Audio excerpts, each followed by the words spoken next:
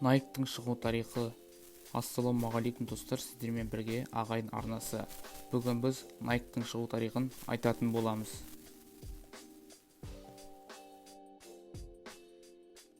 Найк брендінің тарихы. Мұның бәрі ақылсыз идеядан басталды.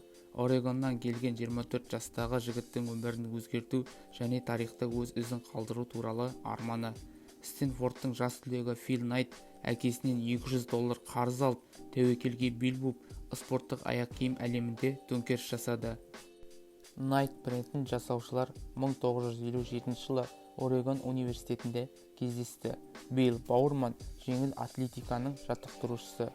Бірінші курс студенті Фил Найт орташа қашықтыққа жүгіруші. Спортты жақсы көретін екі адам бірден ортақ тіл тапты. Билл Бауырман университет студенттерінің арасында көптеген олимпиада чемпиондарын тәрбиелеп шығарды. Олардың физикалық жаттығуларына ғана емес, олардың жан-жақты дамуына көп көңіл бөлді. 1972 жылы оны ақш-тың жеңіл атлетикадан олимпиадалық командасының жаттықтырушысы лауазымына шақырды. Олы жаттықтырушы қайтыс болғаннан кейін ұлттық даңқ залында өз бюстімен марапатталды. Фил Найт Орегон университетінде аты аңызға айналған жаттықтырушының командасына кіру үшін оқуға түсті. Билл Бауырман жас спортшыға нәтижеге назар аудармауға және командалық дағдыларын жетілдіруге үйретті. Университеттен кейін Фил Стэнфордқа оқуға түсіп, Жапония өндірісін дамыту перспективалары тақырыбында курстық жұмысты бастады. Студент жапондық өндірушілермен ынтымақтастық идеясына еніп кетті. Ол ақш-қа арзан кроссовкаларды экспорттау кәсіби спортшылар үшін қымбат аяқ киімге жақсы балама бола алатындығын түсінді. Ол кезде қарапайым арзан кроссовкалар ыңғайсыз және көлемді болды. Бірақ қымбат үшін $5-дан $30 дейін тұрды. Фил Найт Германиядан спорттық жабдықтар саласындағы брендтерін өзгеруге және бәсекелесуге шешім қабылдады. Билл Бауырман Найк негізін қалаушылардың бірі. Билл Бауырман бәсекелестік рухын және командада жұмыс істеу қабілетін кейінірек Найк брендінің корпоративтік мәдениетін негізін құрайтын қағидаларды жырлады. Ол жаңашыл болды және айналасындағылардың бәрін, соның ішінде спорттық аяқ киім мен жабдықтарды жетілдіруге тырысты. Шәкірттері үшін ол рекордтарға жету үшін жеңіл аяқ киім жасады. Ол жүгіру жолдарына арналған арнайы жабынды ойлап тапты. Ол соққыларды сіңіріп, жеңіл атлетиканы жарақаттан қорғады. Барлығы неден басталды? 1962 жылы студент Жапонияға барып, ақш-қа Тигр кроссовкаларын импорттауға келісімшарт жасады. Найт жолда Blue Ribbon Sports ұсынатын компанияның атын ойлап тапты. 1963 жылы Жапониядан 300 дана кроссовкалардың алғашқы партиясы сатылымға шықты. Қойма ретінде Фил ата-анасының кір жуатын бөлмесін пайдаланды.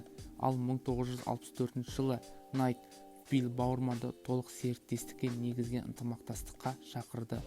Жаттықтырушы мен оның бұрынғы шәкірті ортақ іс үшін $500 салып, қолдарын сілкіп тастайды. Олардың бизнесі жеке байланыстарға негізделген. Билл мен Фил кроссовкалардың алғашқы партиясын таныс спортшыларға, жаттықтырушыларға сатады. Жеңіл және ыңғайлы аяқ киімнің артықшылығы туралы айтады. 300 жұпты қайта сату кезінде олар шамамен $8,000 табады. Бір жылдан кейін компания кеңейе бастады. Найттың университеттік жарыстарындағы бұрынғы қарсыласы Джефф Джонсон Blue Ribbon Sports'тың алғашқы қызметкері болады.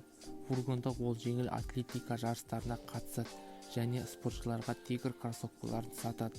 Жол бойында ол жеңіл атлеттерден Найк нарықтық стратегиясын құру үшін баға жетпес ақпарат ала отырып, қандай аяқ киім сатып алғысы келетіндерін сұрайды. 1985 жылы Найк басшылығы тағы бір рет спорттық таланттардың керемет сезімін көрсетті. Бренд Chicago Bulls командасының жаңа ойыншысы Майкл Джорданмен келісімшартқа отырады.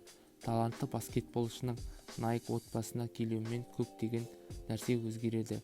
Өнімнің дизайны, маркетинг принциптері, ассортимент. Алғашқы рет жаңа Джордан топтамасының тұжырымдамасы әзірленді.